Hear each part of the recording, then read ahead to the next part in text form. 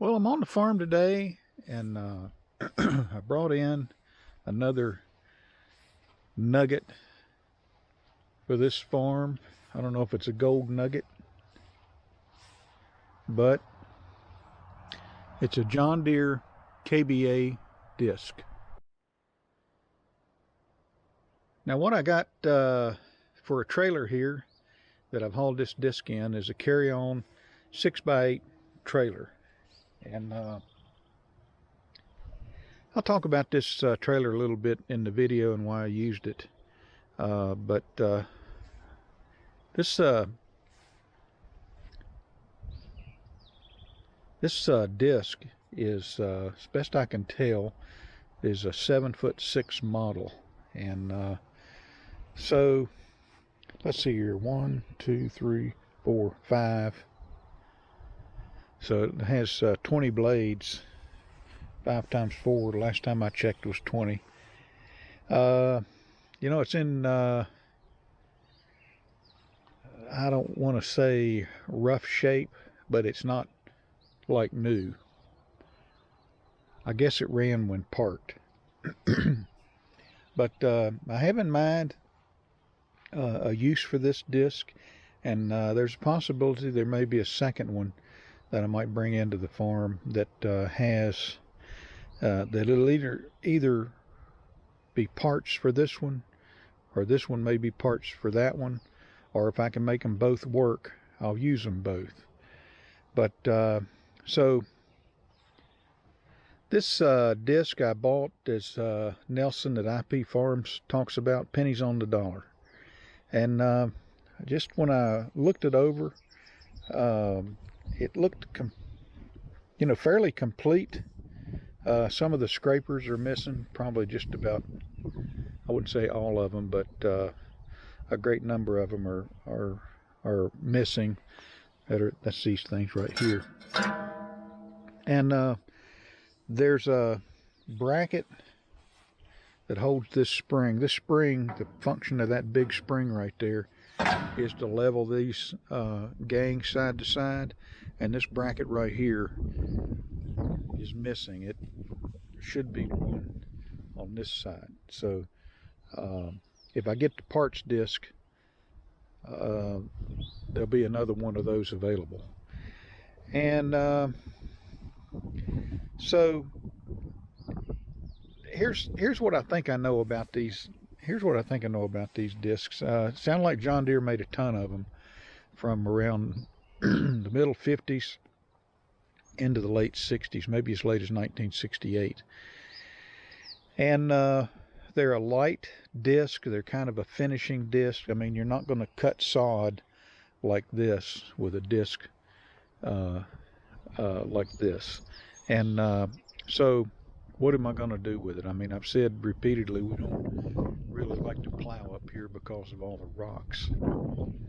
Well, the goal here with this is to be able to go across sod like this after I've cut hay, and all I'm looking to do is just kind of scratch the surface a little bit. I'm not looking to cut into the ground and turn rocks. What I want is I want to just expose a little dirt around the field, and then overseed on top of it. So when I go to overseed, I want there to be some disturbance on the soil, and I know that it won't be much from what I've read about this disc and in the videos I've seen. It almost looks like it just kind of rolls around on top of the ground, but that's okay. We have another disc up here that, I mean, when you put it down in the ground, it goes down. It's not an offset disc, but in some ways it kind of works like an offset disc. It can really do a number on sod if you set the gangs so that they're really cutting. And so I wasn't looking to buy one of these. I thought I would like to have a pull behind disc. for the purpose I just mentioned. And I really, what I probably would have liked to have had is an offset disc where you really would do a number on the fields. But when I saw this thing for sale and the price, I paid just probably a little more than scrap price for it. When I saw that, I said, well, you know, you can spend more money on a meal, depending on where you go. You know, and you know, there's a lot more things you can spend money on than this. So it's a pretty good deal. I paid more than scrap price, but I didn't pay very much. And the jockeys that I see on Tractor House, man, they're asking a lot more money, thousands of dollars more money than I paid for this thing. And so I figured, what have I got to lose? Throw it on the trailer and get it up here on the farm. Now, this trailer that I've got, I've had videos on it before. This is the trailer I bought for my John Deere garden tractor, and that tractor has a 60-inch deck, and it's actually a little wider than that with all the appendices, and I needed a wider trailer, and this one is 6 feet. It might be 6 feet 4 inches, and I wanted this disc to sit over in it. And the other trailers I've got are 5 foot 60-inch wide, and I didn't want to put one of the gangs up on here. And I apologize, the wind's blowing a little bit here, but so the width of the trailer, I wanted this disc to be able to just sit down in the bed of the trailer, and then the length, I wasn't too concerned if it was longer than the 8 foot. You know, I wouldn't be too concerned if it hung out a little bit. But the main thing was I wanted it captive in the trailer, not sitting cockeye up on one side. So I decided to use this trailer, and this is a carry-on trailer. And the tailgate just folds right over and down, so that worked out pretty good. And then the other thing about this trailer, I don't think this is a very well built trailer. I mean, it gets the job done, but it's a lightweight trailer. It's kind of a cheap trailer. You know, it's the thing that I wanted in this trailer when I bought it was, obviously I wanted the width so I could drive my John Deere tractor up on, garden tractor. And then I didn't want it to be a crazy long trailer, because this is a trailer we might tow with a lighter vehicle from time to time instead of a truck. And then but the big thing was, besides physically getting the garden tractor on here, I think this thing will technically hold, like, I don't know, 1,800 pounds, or maybe that's the limit, including the trailer weight. But you're not going to put much more than about 1,200 pounds on this trailer.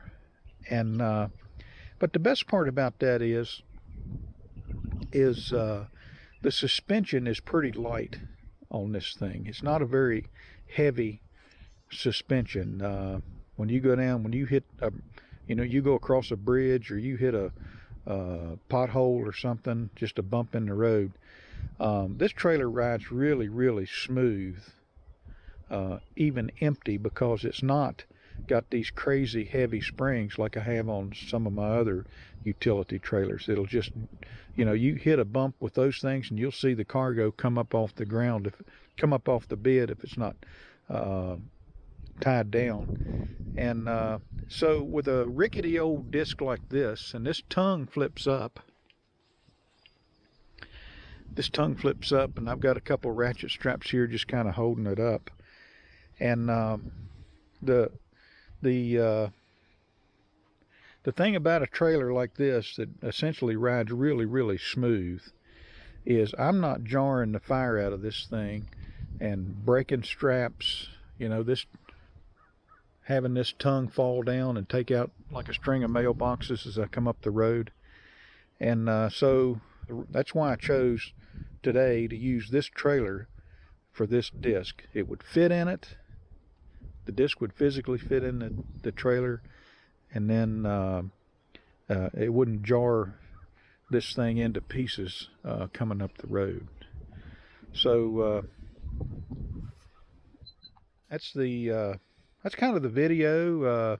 You know, purposely using the trailer that's suited for the application, and an old John Deere KBA disc. Again, and again, if you're not watching IP Farms, watch his videos. He's got some pretty good stuff. And pennies on the dollar is what he talks about all the time. That's basically what this disc was. And there's a bazillion of them out there. From what I can tell, there's parts. I've already downloaded the manual free from the John Deere website, and so I have an idea how this thing's supposed to work. Hopefully I can scratch some pasture with it, some old hay fields, cut them real close, and then maybe overseed, kind of a poor man's way of regenerating a field. And you know, I'll hook this thing up to a tractor. I might put it on my 886 International. Now, one more thing about this disc while I'm thinking about it. So this linkage right in here, from what I can tell, what I understand, it's made that these gangs can, I get the impression that, I might be wrong about this, somebody probably needs to straighten me out, but it almost seems like these gangs are made to go around turns. So they'll articulate as the tongue turns this way, these linkages right here will move, and with that, the back gangs will turn with it. I'm probably not describing it quite right, but we don't have any rectangular fields up here. Everything has a curvature in it. So as opposed to a 3-point disc where, you know, you go into a turn, you kind of need to pick it up.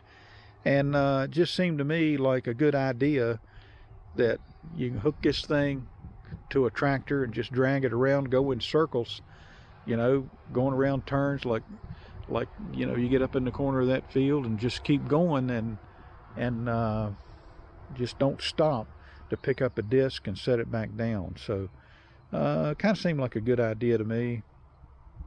Will it work, or will I need to just park this thing in the weeds or haul it to the scrapyard?